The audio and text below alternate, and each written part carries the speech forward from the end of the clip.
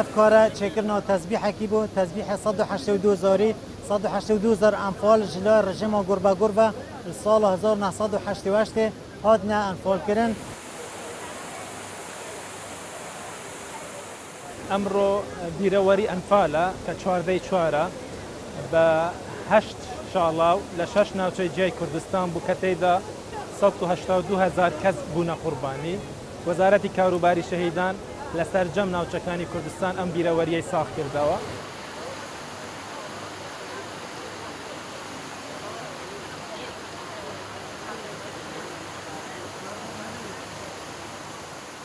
ئێمە وەکو ڕێکخراوی ڕەنج کە هەستین بەکردنەوەی پێشەنگایەک وەکو لە بۆ ئەنفالەکان وەکو ڕێزلێنانێک وەکو کە چەندین ساڵە هەر خوێن دەدەین هەستان بەکردنەوەی کە چەندین تابلۆمان دانا و وەکو ڕێزێک بۆ ئەنفالەکان.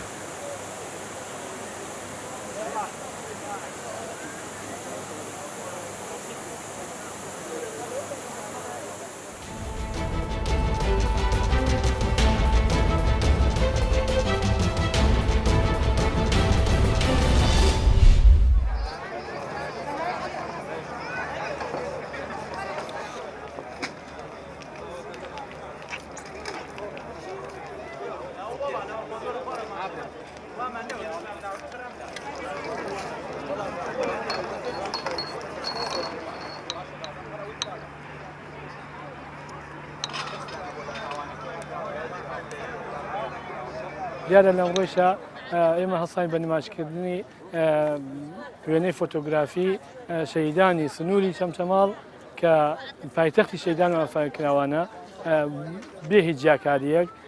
ئەمە خۆی لە وێنەی ژیاننامەی کتێبی کاروانی شەهیدانە لێرە نمایشمان کردو گەورەکراوەتە و کراوەتە پێشانگایەکی فۆتۆگرافی.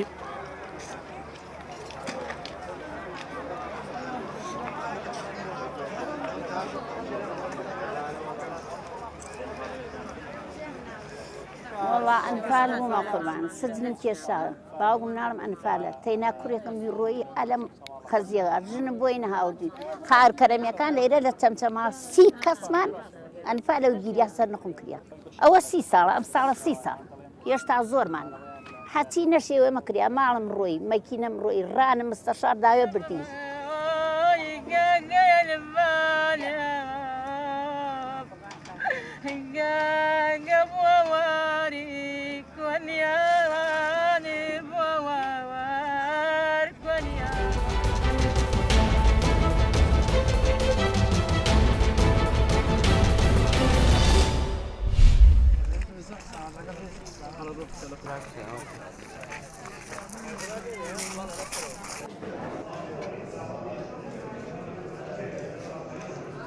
ئەنفال سی ساڵی بەسەرا تێپەڕێ و سەتی بەسەر بڕێ هەر ئەو برینەیە کە لە هەشتاهەشت بەسەرمانە هات و ئەنفال کە تاوانێکە ئەوەندە گەورەیە هیچ کاتێک کۆن نابێ بۆ ئێمە هەموو ڕۆژێک کە یادەوەریەکانمان هەر هەمان شتە بەڵام ئەوەی هەمانە ئەو دەستکەوت و ئازادەیە بۆیە هیچ شتێک قەرەبووی ئەنفال ناکات جگە لە ئازادی و سەربەخۆی کوردستان.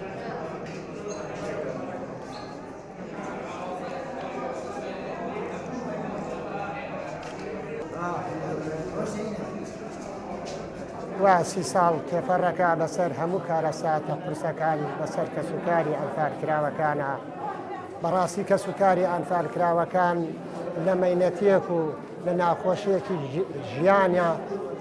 ژیانیان بەسەربێن. کەسوکاری ئەنفالکراوەکان دایکان باوکان تا ئیسەش بە دەردەوە ئەناڵێنن بەڵام دژمنانی گەلەکەمان و دژمنانی کوردستان ئێستا چیان هەڵنایە ئەیانەیە جارێکی تر ئەنفال دووپات بکەنەوە. ئەو گوارەی کەوتووەتە نێو ئەو ئاوەوە ئێستا باسی جۆ و لامری کاڵێ ئەکا بۆ ئەو ماسیە بێڵە ژیان.